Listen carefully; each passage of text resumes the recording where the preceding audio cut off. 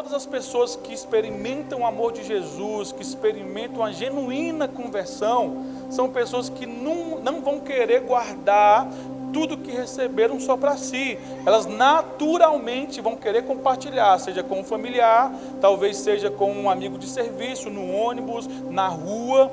Por quê? Criou um estereótipo de missionário, que missionário só é aquela pessoa que atravessa o oceano e vai para o outro lado do mundo pregar o evangelho.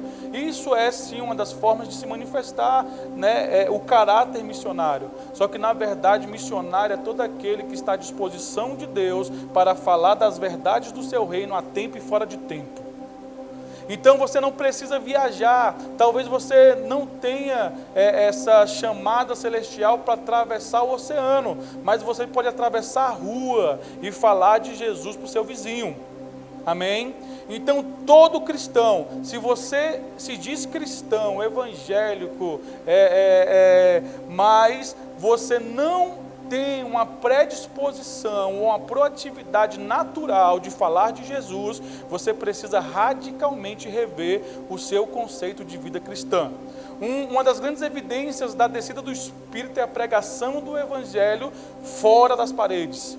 A Bíblia fala que um grupo está reunido e os discípulos, aproximadamente 120 pessoas, e o Espírito vem, e é incrível que eles estavam num culto a portas fechadas. Só que quando Deus toma aquela reunião, a reunião que começa de portas fechadas, começa na rua com a conversão de 3.000 pessoas. Fala amém por isso? Porque tudo aquilo que Deus gera, todo esse ambiente, toda essa unção, todas essas melodias, todas essas músicas, essas letras são maravilhosas. Mas se não causam nenhum efeito na tua vida cotidiana, você está cantando da boca para fora. Está me entendendo até aqui? E eu estava esses dias refletindo o quão fácil é se perder, mesmo estando dentro de uma rotina religiosa.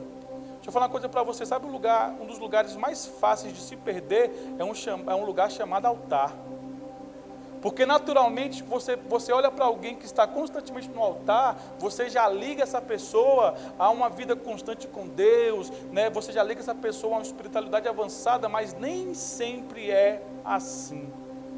Principalmente quando você conhece bastidores, você conhece a vida de muitos ministros que viajam o mundo, viajam o Brasil, e você fala, realmente não passa de um momento, porque de longe ainda não vivem uma vida que glorifica o Senhor. E é muito fácil você esfriar o seu amor, é muito fácil você se perder, é muito fácil você se desconectar. É impossível viver uma vida cristã constante sem o Espírito Santo. De nós mesmos, pela nossa força, nós não conseguimos absolutamente nada. Qualquer esforço para ter uma espiritualidade a partir da nossa força se torna religiosidade. A única coisa que mantém uma espiritualidade aparente na força do braço é a religiosidade. Porque a religiosidade é mais sobre a casca do que sobre a essência, é mais sobre a performance do que o caráter. Amém? E eu estava refletindo esses dias sobre 2 momentos marcantes na minha vida ministerial, e talvez foram momentos marcantes na sua vida. Assim, eu sou difícil de guardar algumas coisas, eu tenho às vezes algumas memórias, perca de memórias bem recentes. A perca de memória recente, eu tenho perca de memória bem recente, né, Vitão? O Vitão sabe disso. E eu lembrei esses dias de uma palavra do pastor Haile, lá no templo, acho que a primeira vez que ele pregou na igreja, que ele falou, peça que Deus te leve na sua primeira experiência com eles. Lembra disso? Sim, muito tempo, né, atrás, há uns 2 anos e meio mais ou menos. E eu refleti, e esses dias eu caí nessa reflexão mais uma vez. 2 momentos marcantes na minha vida. O dia que eu aceitei Jesus de verdade, porque eu frequentava uma igreja há muito tempo, mas não era cristão de verdade. O dia que eu aceitei Jesus e o dia que eu fui cheio do Espírito Santo de Deus pela primeira vez. Meu amigo, isso é tão maravilhoso. Quem recorda desse dia? Né? Nós que éramos assim, desse movimento mais pentecostal, nós falávamos muito sobre o batismo com o Espírito Santo, e eu me lembro que um tempo da minha vida, 17 para 18 anos de idade, nasceu uma fome muito grande de Deus, e eu lembro que eu era tão inquieto para essas coisas divinas, que eu falei, não, vamos arrumar alguma coisa para fazer. Aí nós fizemos uma campanha no monte de um ano, eu juntava um grupo de 35 jovens, mais ou menos, 30 jovens, a gente ia de ônibus lá, e lembra disso, volta aí, né, não está mais aqui, mas lembra disso, muito tempo. E nós saímos daqui 10 da noite, descíamos lá na primeira parada do setor sul aqui do Gama, e andávamos uns 3 a 4 quilômetros de pé, adorando, glorificando a Deus. Nós nem esperava chegar no monte para ser cheio, no caminho do monte a gente já estava transbordando, e era tão bom que a gente ia cantando. Aí eu lembro que quando nós voltávamos, o dia amanhecia, a gente voltava subindo, era uma descida para ir e subir para voltar. E eu lembro que tinha uma parada, e nós, quando chegava perto, né, de sair da estrada de terra, alguns conhecem esse lugar, todo mundo saía correndo para ver quem ia sentar no banco da parada para dormir. E nós fazíamos aquilo de uma maneira tão espontânea e tão natural. Atrelada a isso, nós zelávamos pela casa de Deus de uma maneira tão intensa. Eu lembro que eu ia para a igreja de manhã e eu passava o dia inteiro, chegava até esquecer de almoçar, só limpando instrumento, limpando o chão, só preparando as coisas para chegar no culto, já aquela adoração rolando, você adorando, e sabe aquele momento, sabe, com Deus, que não começava às 19 horas, mas começava quando o dia amanhecia. Sabe aquele amor, aquela paixão de encontrar qualquer pessoa para falar de Jesus. Sabe aquele sentimento de Ele me salvou e eu preciso ser um instrumento dEle para que outros conheçam, para que outras pessoas sintam. Parecia que eu queria transbordar aquilo transportar aquilo que eu sentia para o coração das pessoas. Eu chegava no culto, a última coisa que eu olhava era o relógio. E eu amava quando o culto passava do horário, porque quando o culto passava do horário, eu sentia que o programa humano foi quebrado, e Deus começou a tomar conta do lugar, ninguém queria ir embora, e todo mundo recebendo, todo mundo cheio, aquela busca, e você ia para casa, bora jejuar, vamos ler a Bíblia, vamos buscar, sabe, vamos fazer missões, vamos viajar. Eu lembro de nós pegarmos nosso carro, eu e o pastor está aí, nós sentamos nós dois, falamos assim, mano, vamos para onde? Ilhéus, já foi em Ilhéus? Lá diz que é o lugar que tem mais centro de macumbas, depois de Codó. Então vamos para lá fazer missão. Sentado aqui nos Girafas. Bora. Nós entra no carro e vai-se embora. Para dormir 4 dias dentro do carro. Num posto, 24 horas. Simplesmente pelo esse prazer. E quantas vezes, quantas viagens, quantos lugares. Você acha que eu chegava nesses lugares, tinha mal o que comer. Eu lembro de chegar em praças que não tinha palco, não tinha o coffee break, né? Não tinha o receptivo. Um dia desse eu fui pregar numa igreja que tinha um banquete para, sem exagero, 30 pessoas. Só tinha eu para comer. Eu falei, gente, que exagero é esse, meu Deus? Tô gordinho. Sabe? E nem de perto pensávamos em qualquer visibilidade, até porque não tinha, né, nada do que temos hoje, não tinha nem Orkut na época. Mas havia um amor tão grande pelas coisas de Deus, um zelo tão grande pelas coisas de Deus, uma vontade tão grande, sabe, de ser um instrumento dEle. Sabe o que é você sonhar com cidades, sabe o que é você sonhar com nações, sabe o que é você falar, não, minha vida, eu falo muito que se eu não tivesse, desconcentrou, casado, lembrei, certamente eu já estaria morto, porque o meu sonho de juventude era ir para o pior país que tivesse, pregar a palavra e morrer. Todos esses sentimentos são tão naturais quando alguém é cheio do Espírito Santo de Deus. Nos tempos dos apóstolos, quem levantava a mão e falava, eu quero esse Jesus, já estava assinando sua própria sentença de morte. Já estava falando, estou disposto a morrer, estou nem aí. Sabe, era uma expectativa tão grande pelas coisas celestiais, que era como se as pessoas pegassem seus planos e rasgassem e falassem, vamos, o que o Senhor quer? Eu vi uma frase esses dias que é tão diabólica e tão reproduzida nessa geração. Nem sei se alguém que repostou, se repostou, está enrolado. Falava bem assim, não vá aonde você não é honrado e celebrado. Eu falei, o quê? Como é que é? Pois é, não vá onde você só é tolerado. Ei, quem disse que igreja é sobre você? É sobre Jesus. Você quer ser celebrado? Quer ser reconhecido? O lugar disso é em ML, não é igreja. E eu olhei aquilo e eu falei, não tem nada a ver com o evangelho, mas é frase de efeito que o povo compartilha, né? É justamente nos lugares onde os discípulos não eram aceitos que eles amavam estar. Por quê? Eles não tinham compromisso com sua própria vida, eles estavam dispostos a morrer pelo evangelho. Todas essas situações, talvez eu estou falando aqui e você está lembrando das suas. Eu oro para que Deus traga as suas memórias. Eu lembro da pastora Eloy contando com 8 anos de idade, ela no monte é batizada com o Espírito Santo e passa horas falando em língua.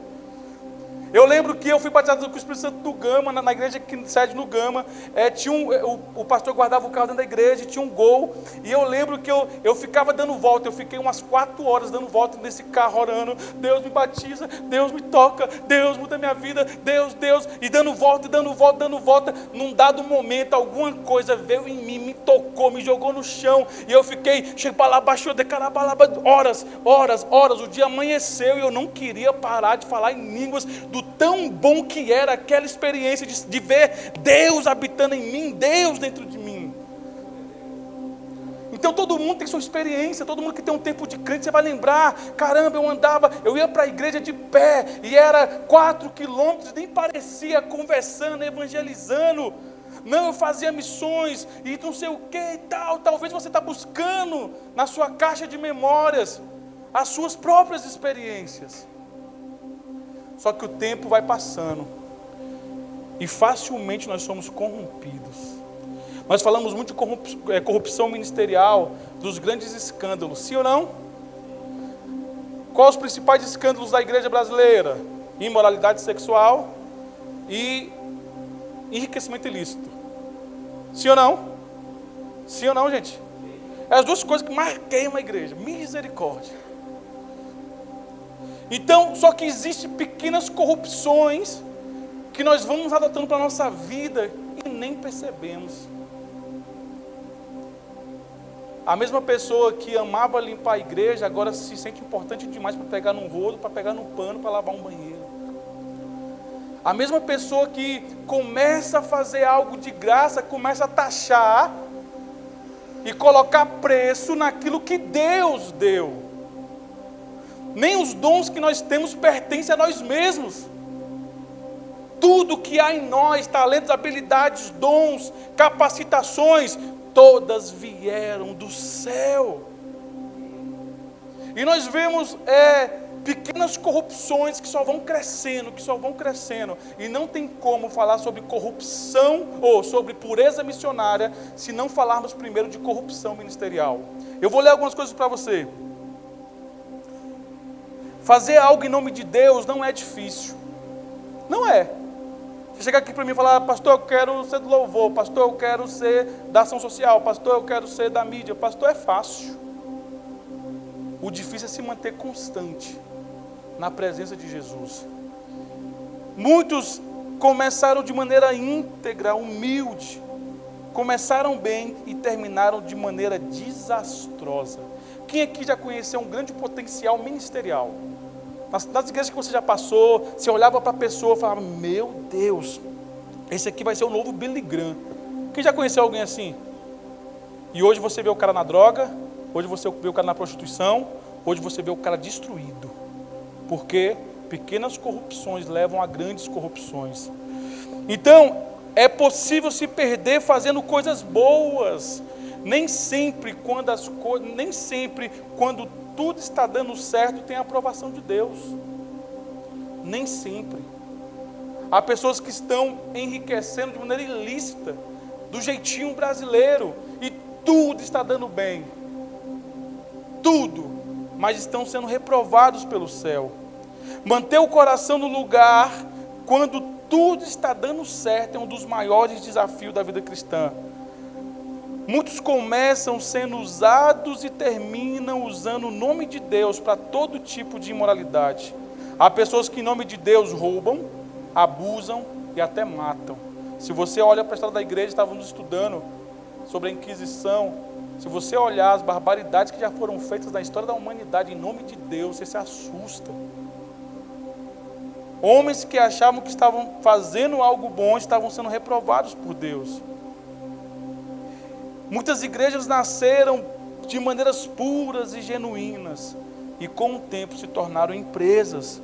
Ministros que tocavam e pregavam em lugares simples, e quando começam a crescer, começam a selecionar as agendas que irão.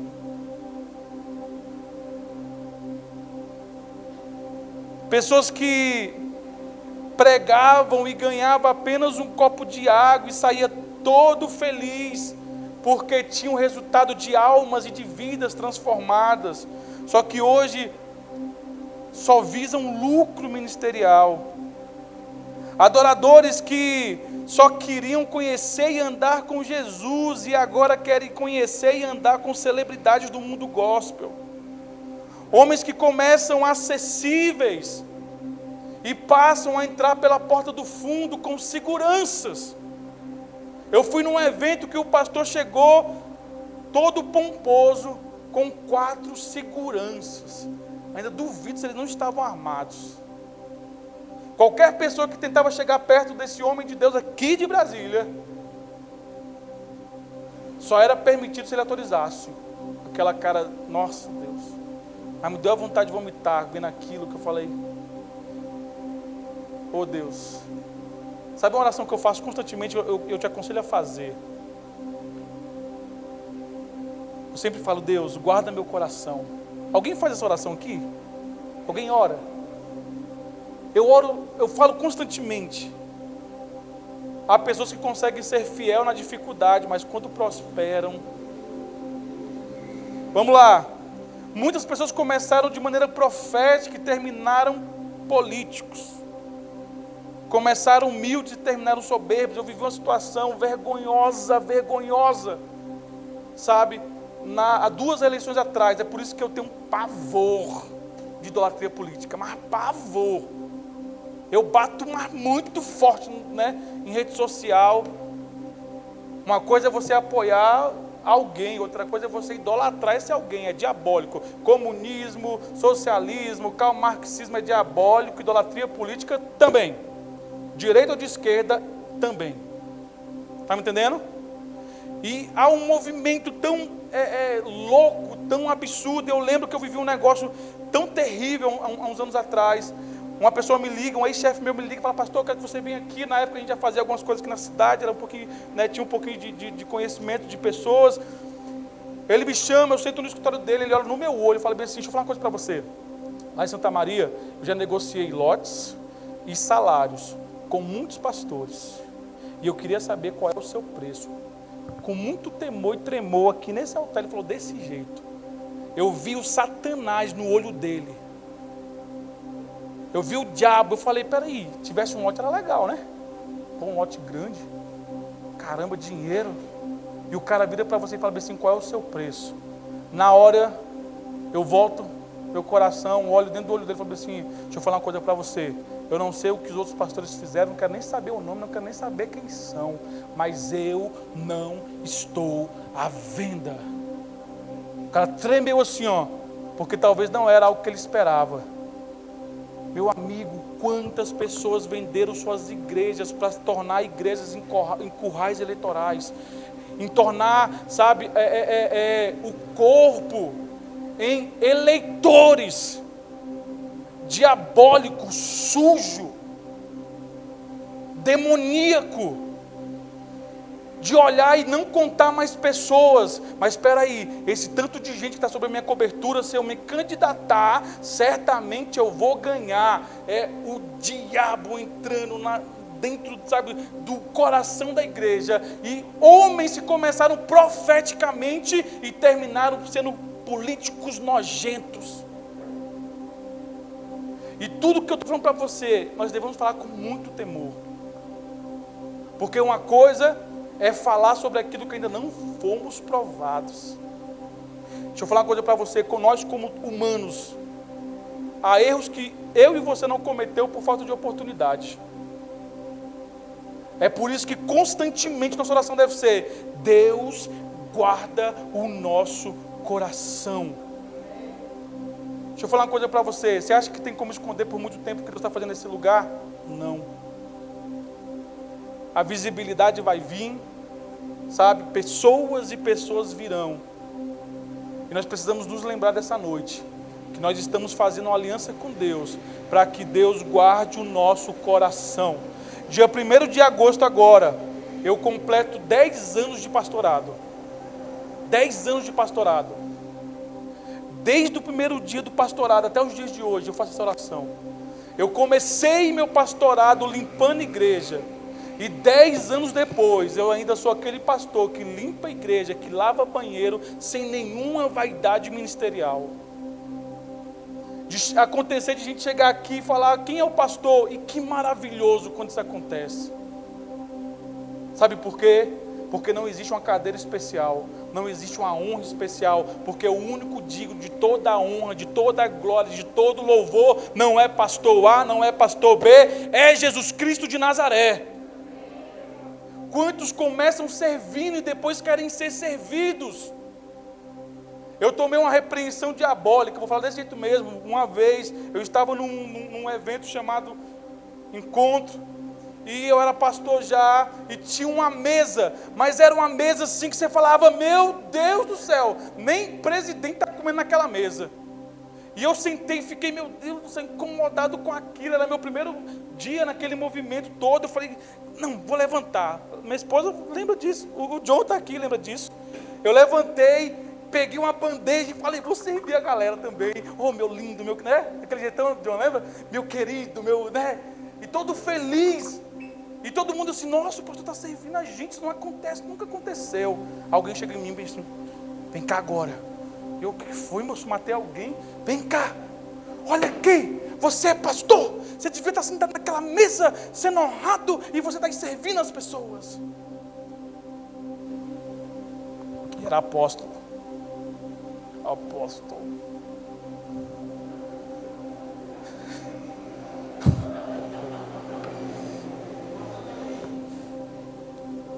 Eu falei: peraí, não é isso aqui. Aí você vai para a Bíblia, você vai para a palavra. O Filho do Homem não veio para ser servido, mas para servir. Você tá... Jesus se relacionando com pessoas improváveis, com quem não tinha nada para oferecer. Você já viu quando há uma eletização, só começa a fazer parte do convívio do pastor quem tem dinheiro. Faz sentido para alguém isso aqui, gente? Bom que todo mundo que é pobre, né? Brincadeira. Brincadeira. Mas começa uma eletização, e facilmente o homem vai querer buscar um endeusamento de si. Meu amigo, você entrar naquela porta, até alguém: boa noite, senhor pastor, deixa eu tirar o seu terno, corra, sirva a água do pastor, meu Deus, sabe? E você falar: nossa, isso tudo é para mim, mano, e vai e desce teu coração, mano, isso é bom demais. Pode dizer que é mentira, um monte de gente te cercando, te servindo, é ruim? Não. É bíblico? Também não.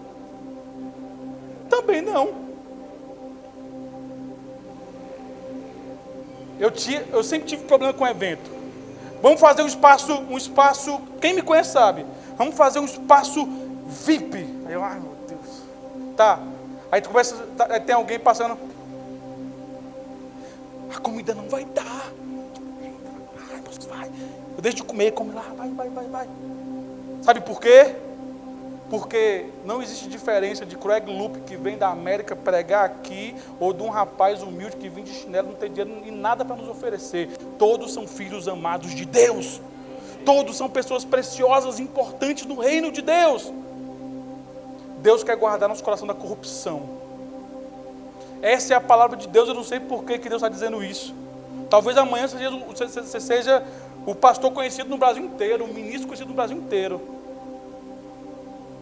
E Deus está usando essa noite para que nós venhamos guardar o nosso coração, amém? Então a corrupção ministerial, ela começa quando eu quero buscar privilégios.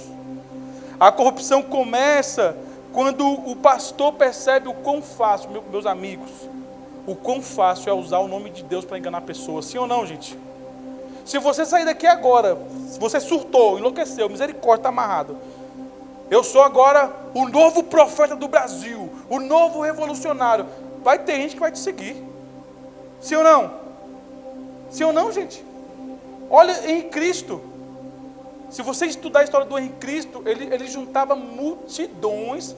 O cara louco, surtado, juntava multidões porque pessoas achavam que ele era o Cristo. Eu estava vendo uma reportagem de um culto drive-in vendido caro, de forma muito cara, que foi esgotado em 40 segundos os ingressos para um culto. E se existe esse sistema de corrupção gospel, só existe porque tem quem pague. Só existe, como diz lá no BOP, no Capitão Nascimento, só existe porque você, não falando você, no sentido geral, existe porque nós financiamos. Você está me entendendo, gente? A melhor palavra é essa que você fica refletindo, amém?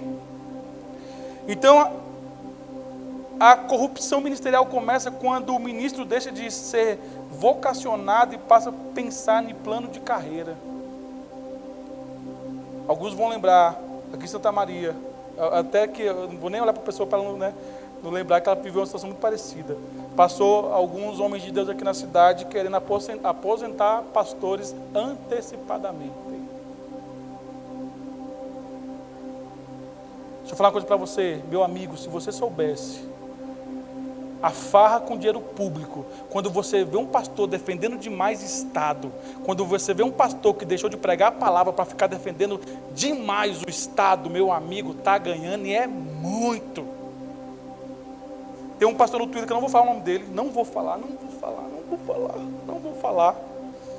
que o cara deixou de ser profeta, pastor, que era uma referência, que sabia decorar todos os versículos da Bíblia, para ser um ativista político, mano, xinga todo mundo. Um dia eu entrei e falei, deixa eu ver uma coisa edificante aqui, vídeo quentíssimo, não sei o que, eu falei, não, velho, não, cadê minha referência, cara? Cadê o cara que eu passava horas, não, virou um ativista político. Você está me entendendo? Então, nós é muito fácil a gente olhar as grandes corrupções, mas as pequenas corrupções começam com pequenas desobediências. Esse lugar aqui, ó, pode ser um lugar de corrupção ministerial. Eu subir, pegar o instrumento, pegar o microfone para me aparecer, para dizer que eu sou o top, que nada acontece sem mim. Não, nada acontece sem Jesus. Baixa a bola. Nada acontece sem Jesus. Quem é de igreja há muito tempo sabe quantas vezes pessoas que achavam que o mover, a unção, é o pastor Tiago, é fulano. Não. Sabe quem é o dono do mover? O Espírito Santo. Às vezes você vê alguém que improvável, você vê uma criança, você vê um adolescente. Aí você fala, mas não dá nada. Aí quem achava que era grande referência, sumiu. E Deus levanta o improvável. Deixa eu falar uma coisa para você. Como Deus ama usar as coisas fracas para confundir as fortes, as loucas para confundir as sábias. Terminando e fechando aquele assunto que eu estava falando. O Billy Graham, ele foi uma das maiores referências do século passado. Sim ou não? Quem conhece Billy Graham? Billy Graham enchia estádios só pregando. Nem música tinha. O mesmo estádio que foi um evento lá em Orlando, o mesmo evento que tinha 200 mil atrações, Billy Graham sozinho colocou o estádio lotado de gente do lado de fora querendo entrar. Billy Graham aconselhou muitos presidentes, quem sabe disso? Os presidentes iam atrás de Billy Graham, e não o Billy Graham ia atrás dos presidentes. Os caras iam para sentar debaixo da sabedoria daquele homem de Deus. E ele nunca foi partidarista. Um dia, numa entrevista, alguém vira para Billy Graham e fala, já foi até falado aqui, por que você não se candidata a presidente dos Estados Unidos? Você ganha facilmente. Ele vira e fala, louco eu seria de trocar o cargo que Deus me deu de embaixador celestial para ocupar essa posição humana. Uau! Quem serão os Billy Grahams, os Paulos, os Pedros desse século 21? Homens incorruptíveis, homens que não estão atrás de criar mecanismos para autopromoção, mas um grupo de adoradores sem face, de pessoas que se confundem de saber quem está por trás. Não é ninguém, é um mover celestial, é um mover do céu. Amém? Então o que Deus quer fazer nesses dias? Resgatar o amor dos primeiros dias, mas sem tirar sua experiência e sua sabedoria do presente. Deus quer te dar mais uma vez aquela alegria, aquele prazer, aquela honra de servir, de estar na casa, de se envolver. Deus quer nos dar uma pureza missionária. Levanta de pé, fica de pé no seu lugar. Levanta de pé, né? Eu estou cheio dos pleonasmos esses dias.